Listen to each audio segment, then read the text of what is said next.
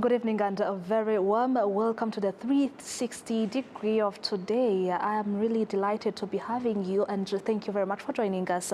Over the last 7 years, Rwanda has made a remarkable progress with over 1.5 million people moving out from the poverty line, and also a significant progress was made from the Rwanda's poverty line system. Today I'm totally honored because behind these achievements are deliberate policies and programs designed not only to provide support, but also to empower citizens to become self-reliant and economically productive.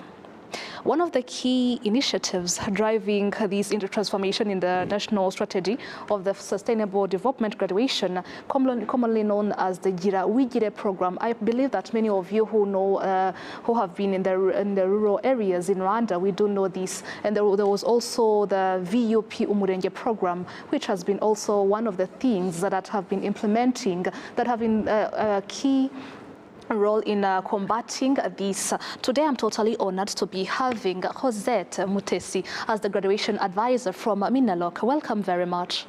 Thank you so much, Inora, for having us. Thank you so much. And also on the other side, I do have Jean-Pierre Sibomana, who is the country director in the Village Enterprise. Welcome very much. Thank you for having me, Gladys. Thank you so much. We'll be having also going through how Rwanda is reducing poverty through the national graduation strategy. To start with, Rosette, Rwanda has reduced poverty significantly over the past decade, with more than 1.5 million people lifted out of poverty since 2017. What would you say about are the key factors that has made that possible?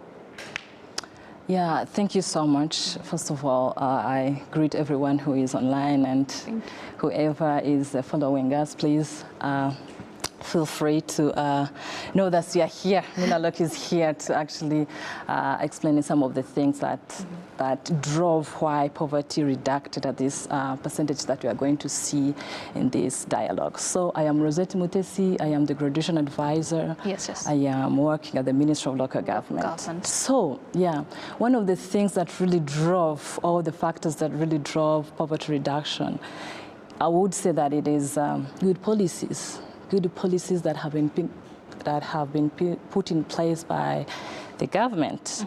Yeah, what do I mean by good policies? If you can recall, in 2017, at least 1.5 million of Rwandans have been lifted out of poverty. And it didn't just come like that. Yeah. So it was because of the good policies that were put in place. If you can talk about the EDPRS really, and VUP, really aimed at reducing people that are in poverty. And the program didn't really stop there. The program continuously improved and strengthened in 2022, where the national strategy for sustainable graduation was evolved. So this strategy really came to actually fulfill all these gaps that the previous strategies that didn't actually tackle. So the national strategy came as multi-sectoral approach. It came to fulfill and actually help all the households that are in poverty. It came to do the sequencing interventions and time-bound of interventions, which the EDPRS and the VUP didn't really tackle. So in a nutshell, good policies, EDPRS, VUP, and National Strategy for Sustainable Graduation came as factors to actually reduce poverty significantly. Sure. Thank you so much. To you, Jean-Pierre, the Village Enterprise has been really playing a significant role in helping Rwanda with the poverty graduation agenda. What really attracted you to be partnering with Rwanda and also to be helping Rwanda to move from the poverty line? Yeah, well, let me start by thanking RwandaTV and Minaloc for Village Enterprise to be part of this interesting conversation around poverty graduation. and allow me to start talking a little bit about Village Enterprise. So Village Enterprise is a non-profit organization working to end extreme poverty across rural Africa using entrepreneurship, innovation, and collective action. So our proven cost-effective poverty graduation model empowers and equips the most vulnerable people we target with entrepreneurial and financial literacy skills, and provide them with the startup capital to start small income generating activities, grow income, asset and savings, and put them on the right and sustainable pathways out of poverty. So coming back to the question about why Village Enterprise was attracted to partner with the government of Rwanda in the implementation of the National Strategy for Sustainable Graduation. I just want to highlight that in addition to implementing our cost-effective poverty graduation model, Village Enterprise provides the technical assistance to governments across rural Africa. Across sub-Saharan Africa. Yes. And part of that technical assistance, we sensitize, it is in our priorities to sensitize and provide the support to different governments to design and launch their own poverty graduation strategies. So coming to Rwanda and working in Rwanda when they have one, it was a great step ahead. It was a great stepping stone for us to co-create programs and start the implementation. That's why we joined hand with the government to co-create the Rwanda Scaling Project, which is currently being implemented, and it is one of the successful government stakeholder collaboration on poverty graduation, not just in Rwanda, but across our region. Does it operate in all parts of the country currently in Rwanda? So in terms of implementation, we are operating currently in the 4 districts, which are Rulindo, Burera, Nyagatare, and Gicumbi, and we provide the technical assistance to the implementation machinery, including supporting Minarok and Iroda, including staff embedded in those institutions, as well as staff embedded in district, plus different technical and financial support to develop the monitoring and evaluation systems. Sure. Thank you so much. To you, Josette, it has been already 4 years that the Ministry of Local Government has established the National Strategy for Sustainable Graduation, which is Girawigire. For now, can you let us know what are the achievements so far? Thank you so much again. The achievements are many. And if I can start with having translated the strategy into actionable impact, it's an achievement itself. So having the partners actually working to fulfill what is written in the strategy is another plus of achievement. So we do have a coordination framework right from the central to local government. Yes. So we do have National Steering Committee at central level that oversee the smooth implementation of the national strategy. We also have other committees at local levels, district, sector, village, and district, sector, cell and village. All these local government structures have like graduation committees that actually coordinates the smooth implementation of the strategy. So this is another achievement that we are proud of, to institutionalize and establish all these committees in the local government structures. Yes. Another big achievement is having social registry in place that targets the households that should be enrolled in the program. So social registry itself is a system that actually targets those households that are eligible to be enrolled in the program. And Also, we have another one that is actually being operational that is called Poverty Graduation Management Information System. This is another system that actually will track the household progress journey. Yes. If the household started with without like having food, how will it end if the cohort or if the graduation cycle is ended? So this PGMIS, it is called PGMIS in short, which is the Poverty Graduation Management Information System that tracks the household progress graduation journey. Sure. Yeah. Over to you, Mr. Jean-Pierre. How does the Village Enterprises model complement the Girawigire program so far? Well, thank you. I think we complement it in many ways. One is sharing the expertise. There is this model that Village Enterprise has been working on it for over 37 years across different contexts. So working in Rwanda and working with the government of Rwanda in different districts, we implement it, we add the number of people supported, but also we show different stakeholders, including the government, that if you sequence interventions like that, if you are intentional in terms of training, apply right tools and training, provide the startup capital, people would grow income and, get to the right pathway out of poverty. That is one. Two is co-creating program.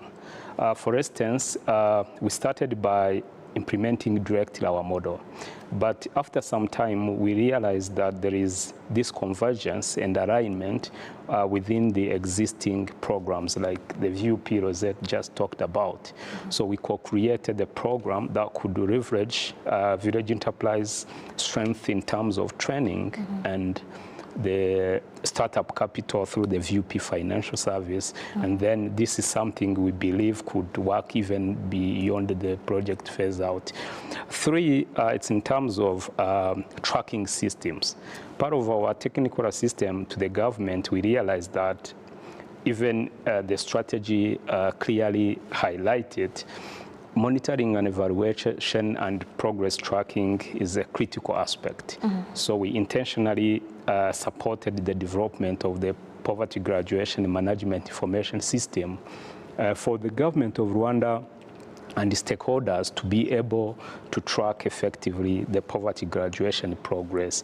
So I think these are the three ways Village Enterprise currently support the implementation of the national strategy for sustainable graduation, and definitely we are members, active members of different coordination mechanisms like social protection sector working group, where we co-chairs the graduation and livelihood subcommittee.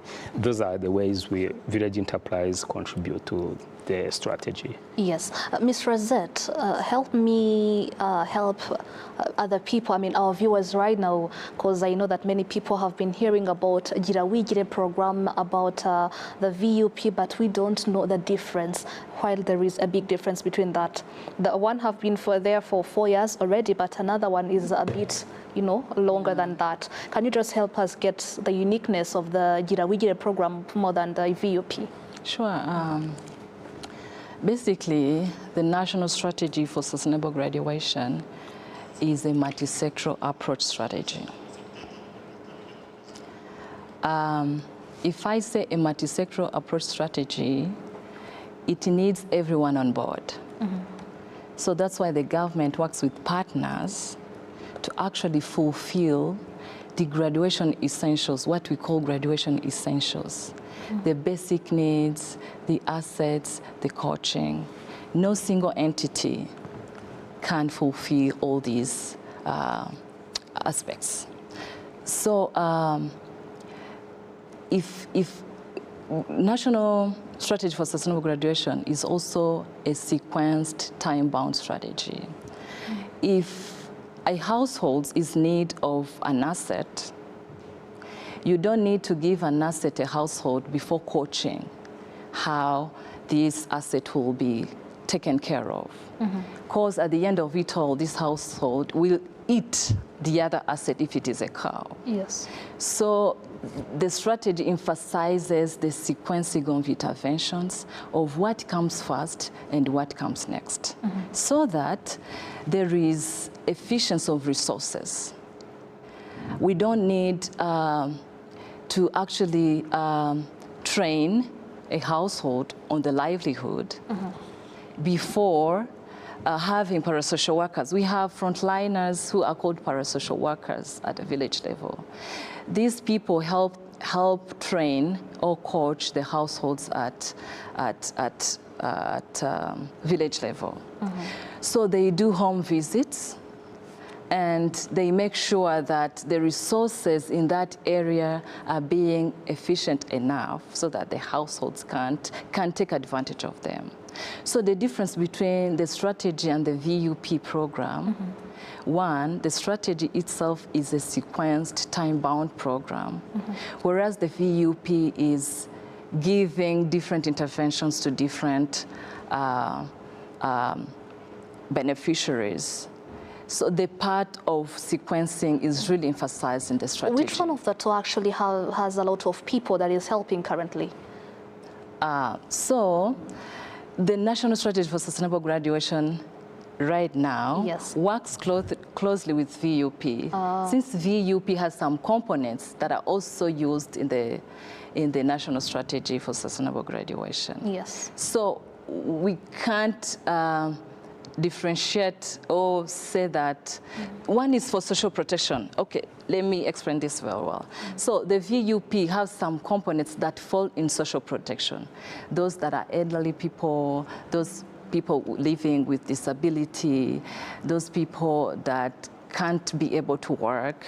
So those people are categorized in the VUP program, which is social protection. Yes. And other people that are able to work, these are the people that are actually enrolled in the graduation program. Yeah. So in terms of the percentage, right now, the National Strategy for Sustainable Graduation, since people who are able to work, I would say there are many, we would specifically say that the strategy is helping a lot compared to the VUP. Yes, yes. Yeah. Jean-Pierre, your programs focuses heavily on entrepreneurship. Why is entrepreneurship such a powerful tool for helping families escape extreme poverty, in your point of view? Well, that is a very good question. I would explain it as, there are things we need to have to access income and thrive. We could have assets. We need to have assets. Two, we need to possess competences for someone to work and be compensated for the service rendered. And three, we need to be entrepreneur and benefit from the add value, right? So when you look at the most vulnerable people we do target, they don't possess assets, they don't have competences. Yes. But we strongly believe that if someone is well trained and provided with the right skills and tools, plus the startup capital, could start income generating activity and start making, the money. On top of that,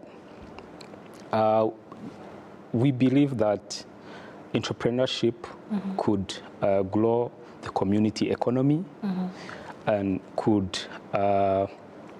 be effective in terms of sustainable income instead of perpetual aids.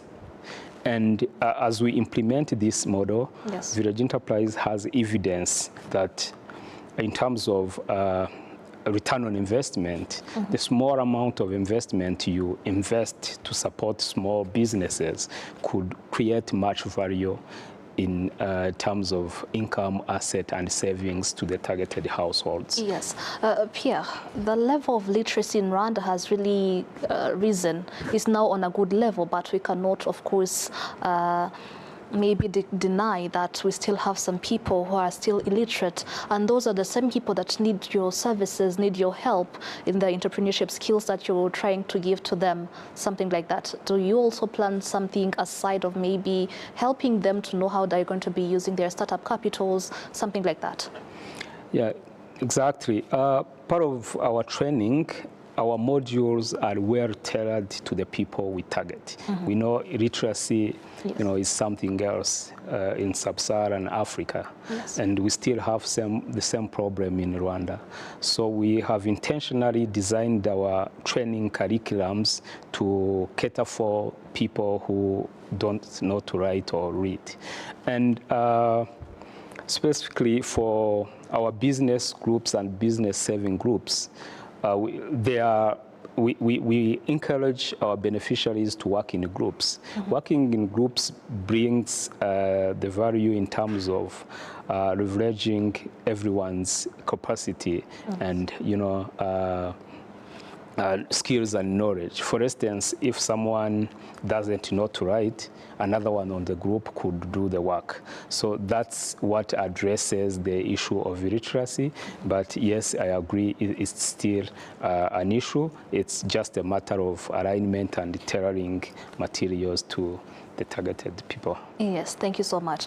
Ms. Rosette, one of the main goals of the Girawigire program is to move families from dependency to self-reliance. Now, my question is, how exactly does the program achieve this transformation?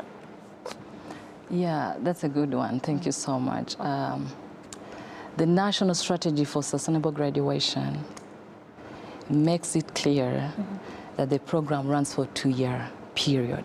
Yes. Plus 1 year follow-up. And this period is communicated to households enrolled in the program. And it is not only communicated to households enrolled in the program, but also they have to sign contracts. We call them graduation contracts.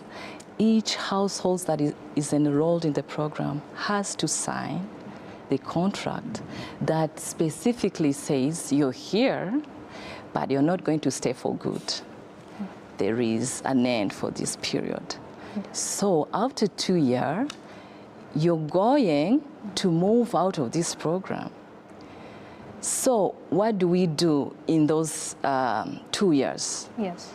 We make sure that we do capacity building to our households that are enrolled in the program.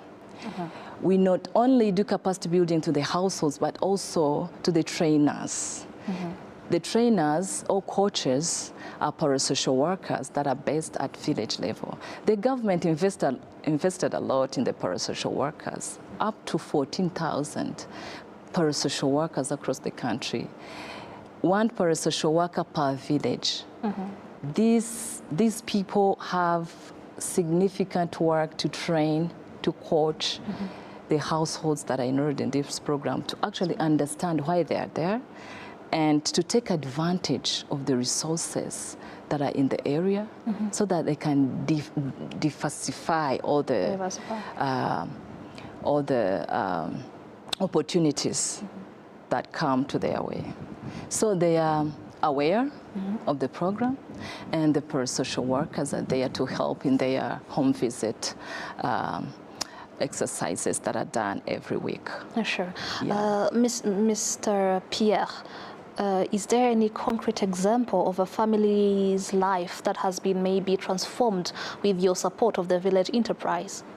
If there is any, you can just share, a story, just a short story about it. Yeah. No, I can talk about many stories because I conduct, several field visits to see the impact of our work. But there is one which still strikes me of a lady called Florence in Rulindo. Yes. She is a mother of two, who is abandoned by her husband in the last 10 years. And at the time the Village Enterprise was enrolling her on the program, she was in real poverty. And you can see and feel it. She testified of how she couldn't even save 5,000 francs in 6 months or in a year. So we're just working for spending, which could not even be sufficient to cater for the basic needs. And she could hardly manage 1 or 2 meals a day. Yes. So I then joined our program. As I said earlier, she was trained on entrepreneurship, received necessary tools, provided with the startup capital, and together with 2 other group members, they started a rabbit farming business. And with the coaching from our business mentors and our different support and mentorship, currently, the time we are talking, that is like a year ago, she was telling me that her assets and capital was grown almost up to 4 million francs. You know, in Rwanda, 4 million, yes. What 4 million francs means. Honestly, to me, that very person who was not able to save 5,000 2-3 years ago, and currently could collect asset valued at 4 million francs, that's a real progress. So that is just one story. And I could go on and talk about other stories in Rwanda.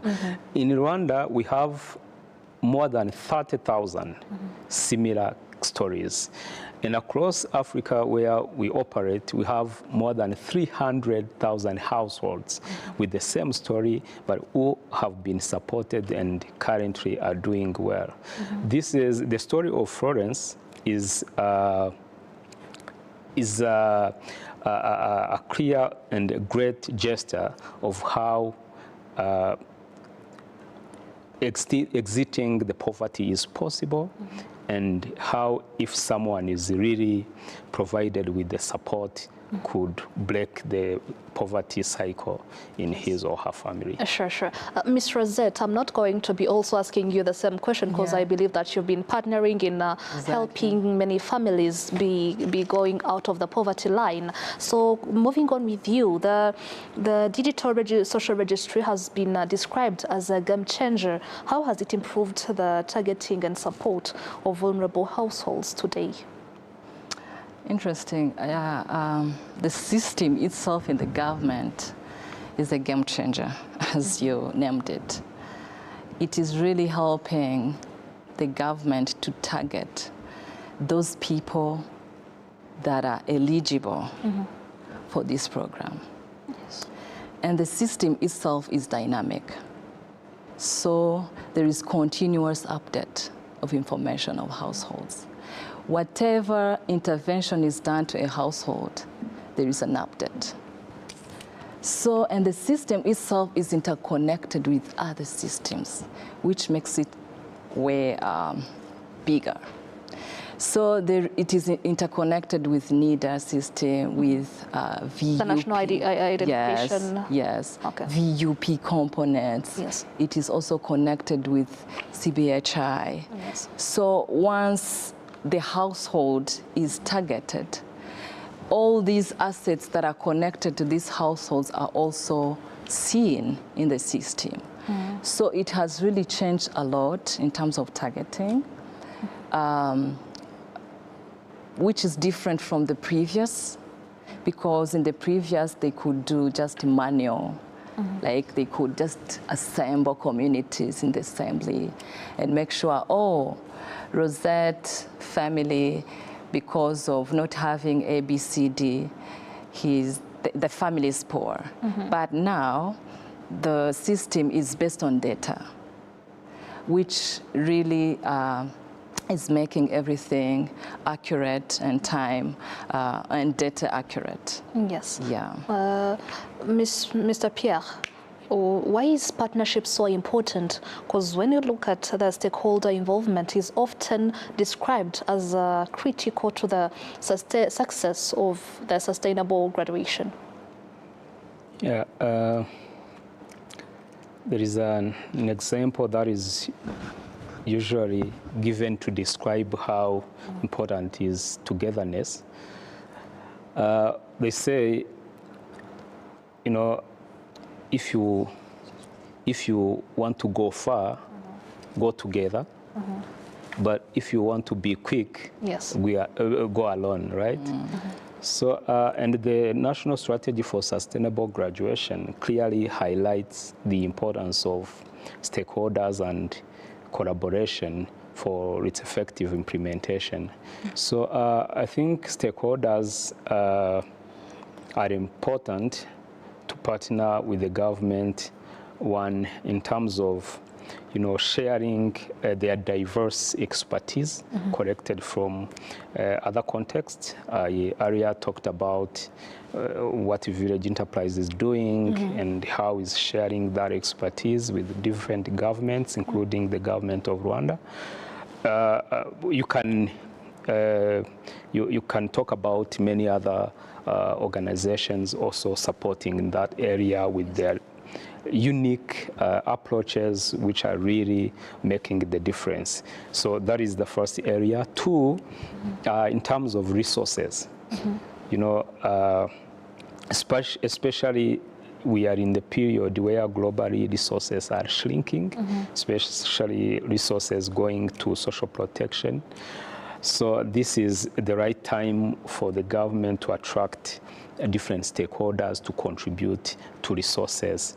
And definitely, last but not the least, to me, yes, sharing ideas on how collectively we could achieve the end and ultimate goal of the strategy. So basically, those are the three, to me, I think are critical for stakeholders' collaboration. Yes. Ms. Rosette, poverty is not only about a low income earned by some families, but also these families, they face poor health, they face climate shocks, unemployment, something like that. How does this strategy address these vulnerabilities?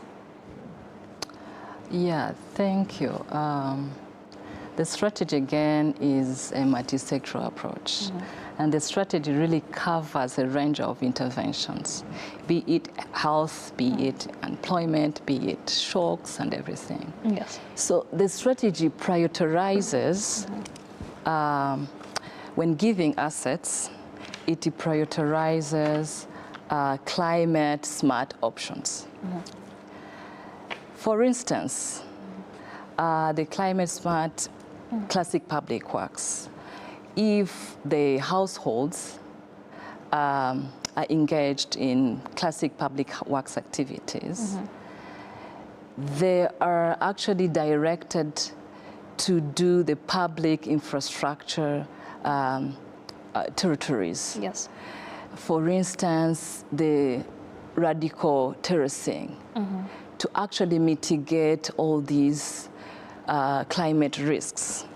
So all the beneficiaries or participants in the program are actually directed to go engage in those activities that can really bring calamities in the area. That's why we do have classic public works beneficiaries that do radical terracing to actually mitigate all these risks that can bring risks to health of people.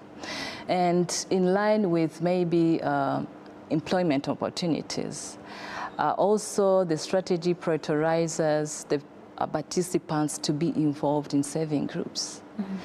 We found this strategy as a way of giving the households opportunities to invest in small business activities, however much they're small, but they're at least investing. Yes. So having put in together the small coin that they have and invest it, this makes them to be busy and not unemployed.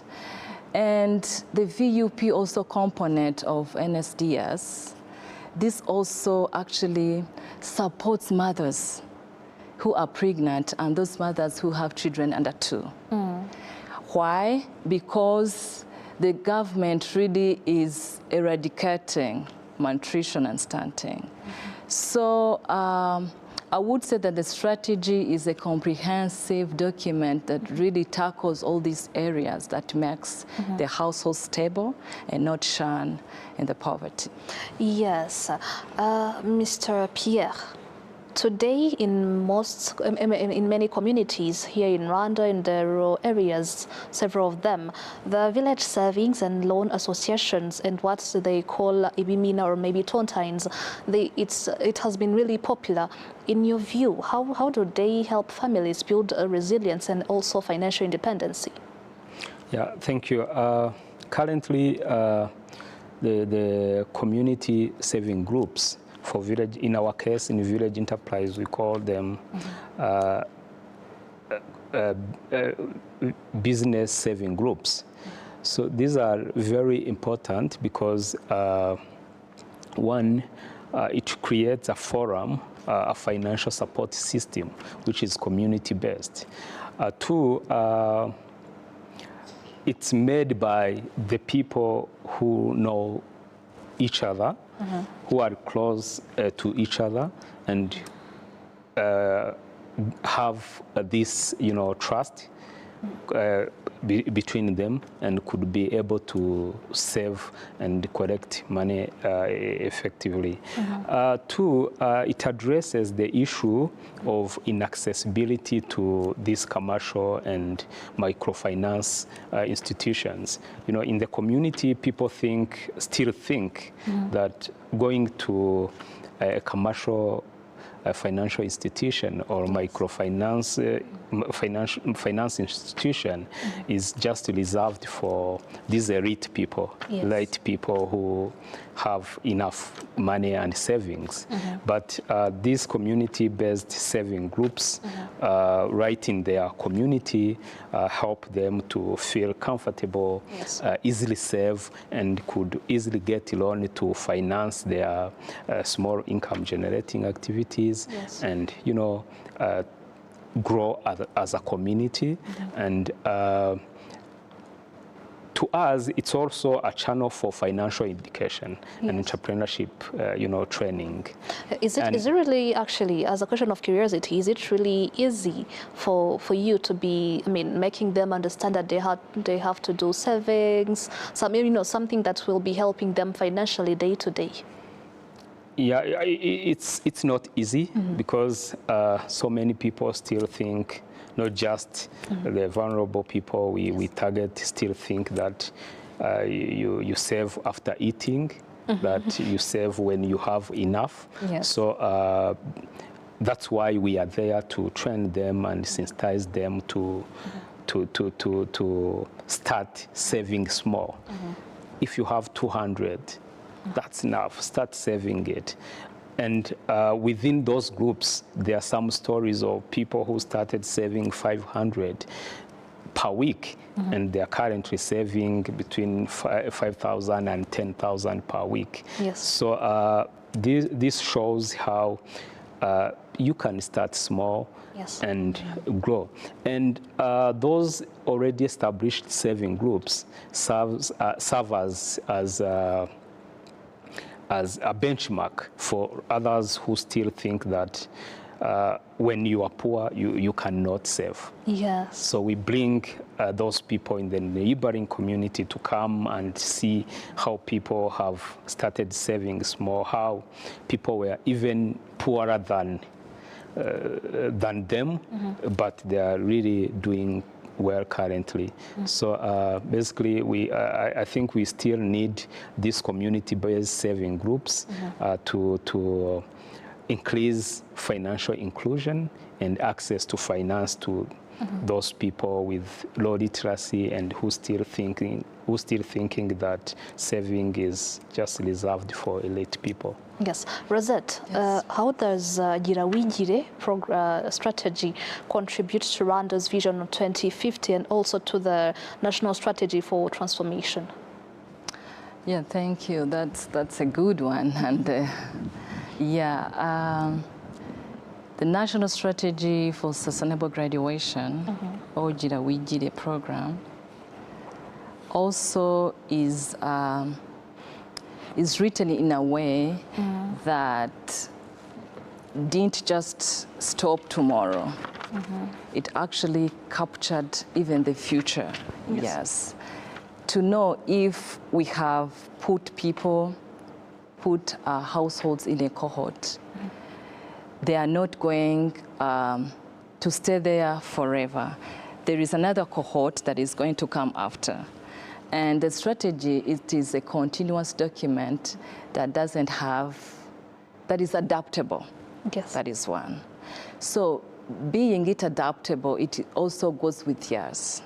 So if we talk about the NST2, how does the strategy work with the NSS2 in terms of job creation? There is a pillar in NSS2 that is called job creation for the poor. Yes, for the poor. Right.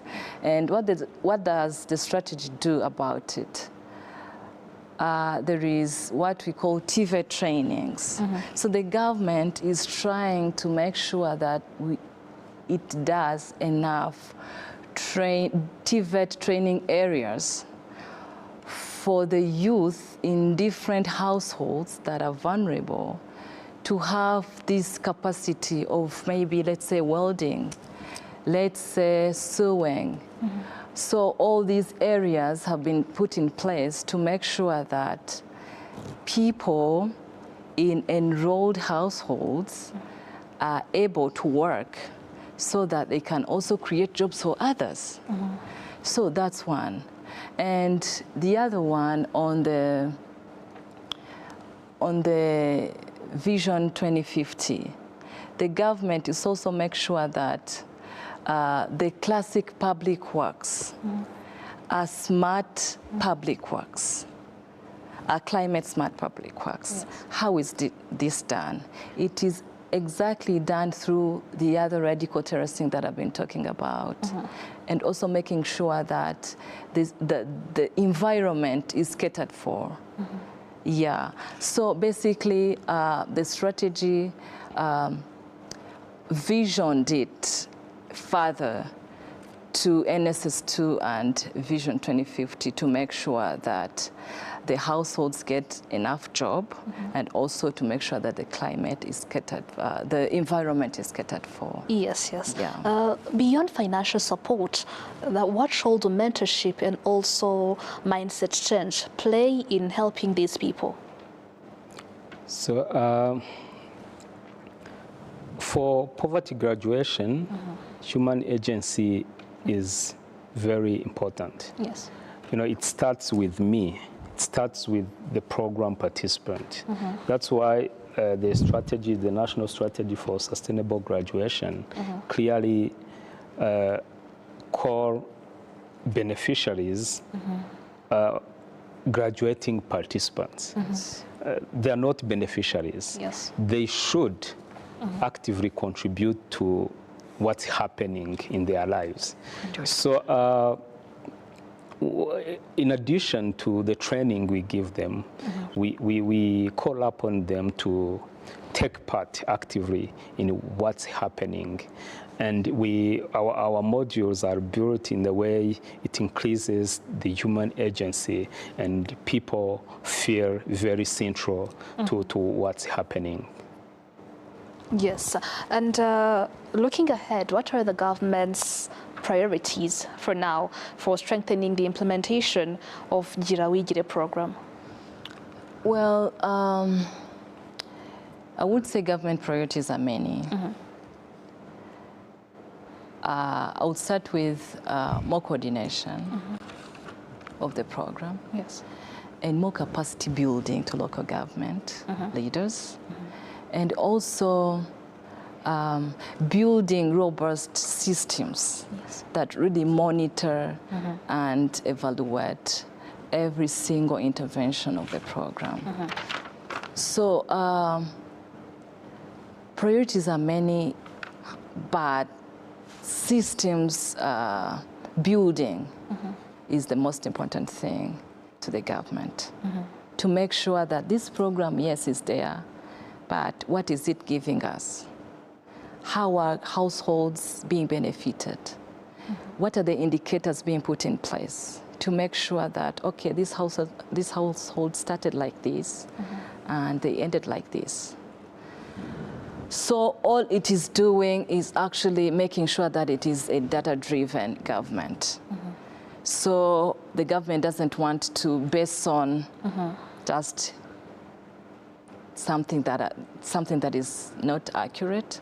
So the government really wants to base on something that are accurate. Yes. Actually, are there still some challenges that you're facing to achieve the sustainable graduation? Oh, I would say challenges, of course, are there.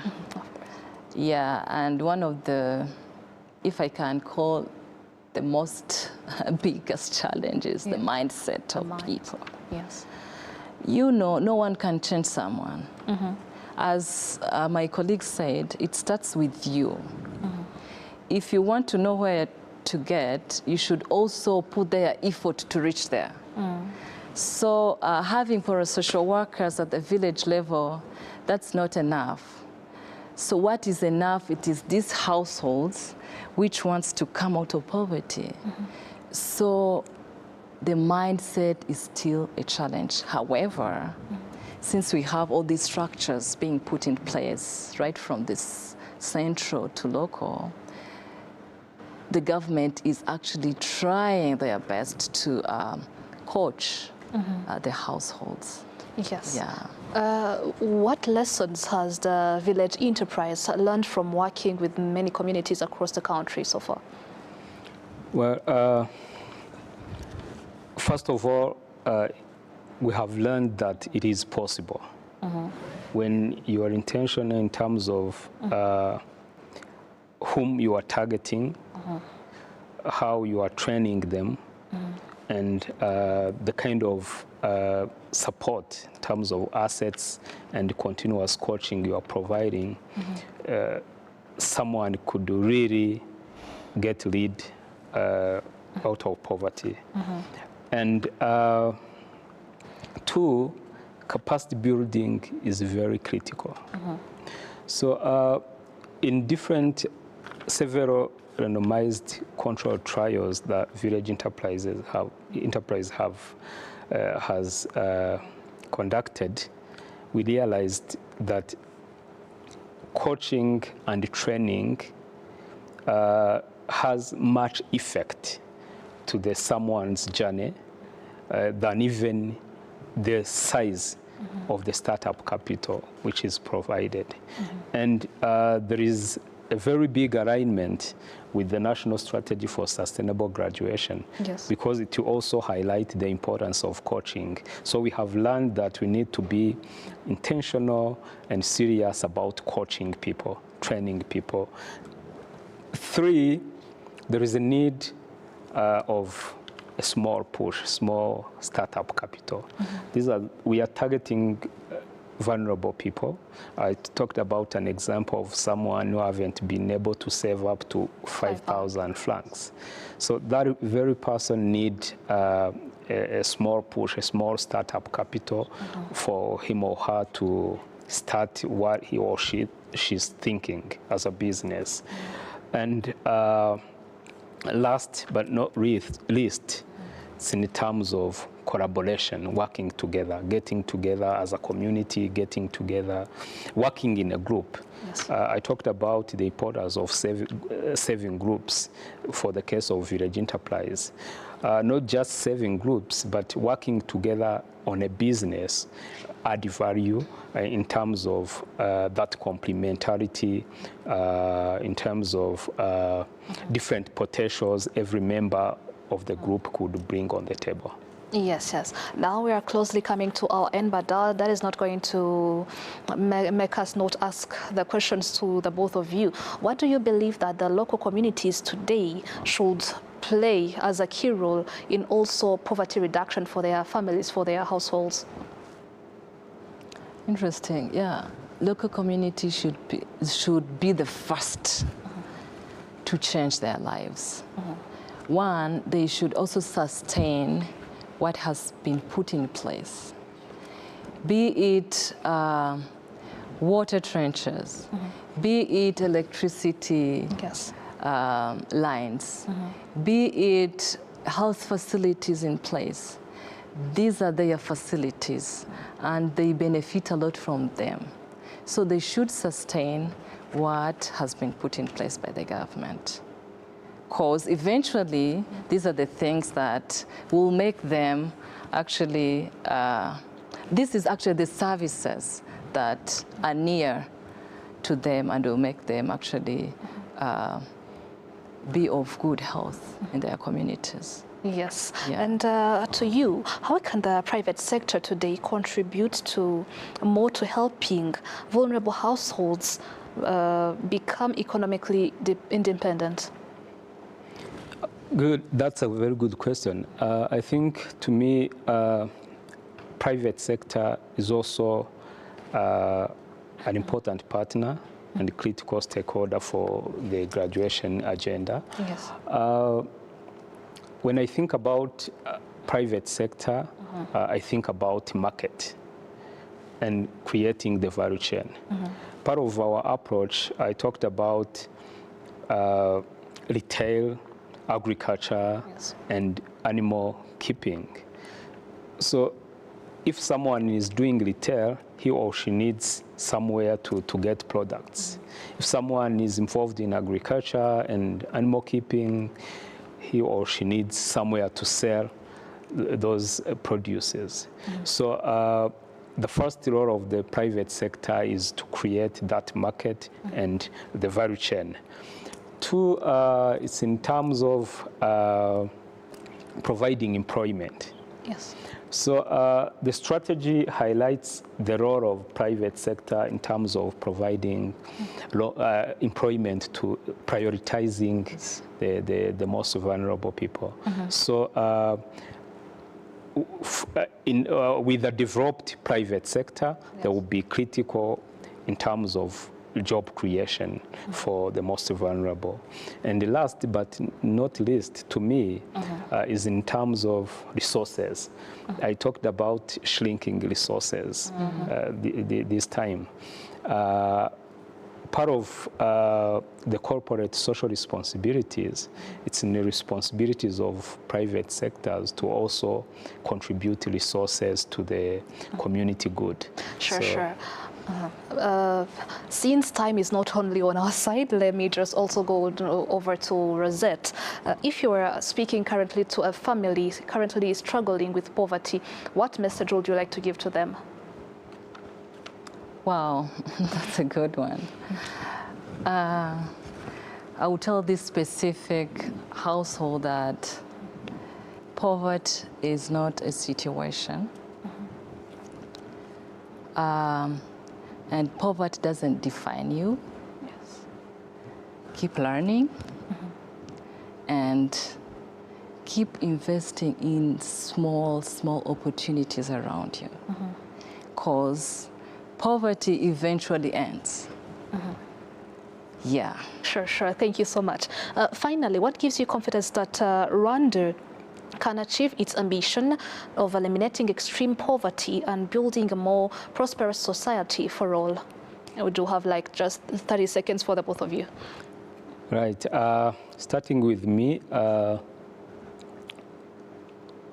first thing which gives me confidence that we are on the right track. Yes. It is that we have at least a strategy.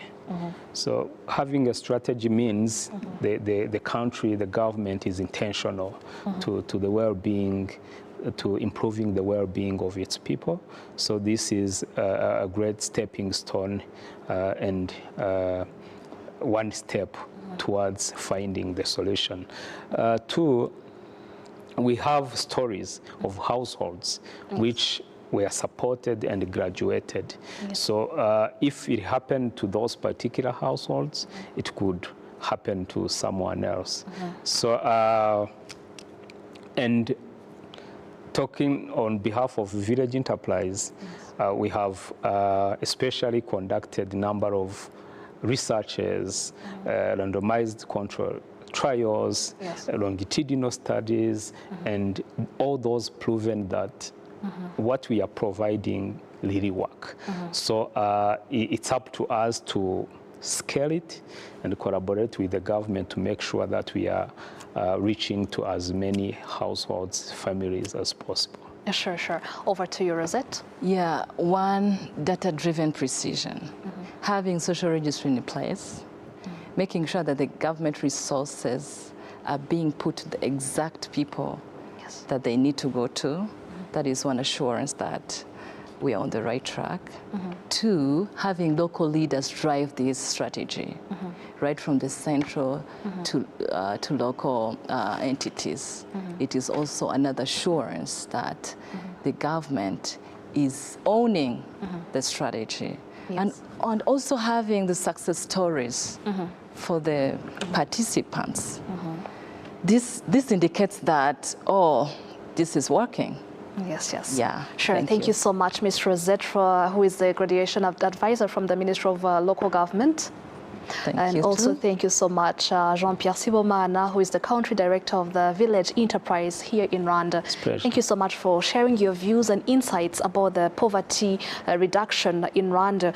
As we've heard tonight, this really shows and also helps us understand better that the poverty reduction and also the poverty declining is not only about providing support, but also about providing people with skills, opportunities, and also confidence that things can change into their lives. My name is Enora Gladys as your host tonight. Thank you so much for watching. Have a good night and stay safe.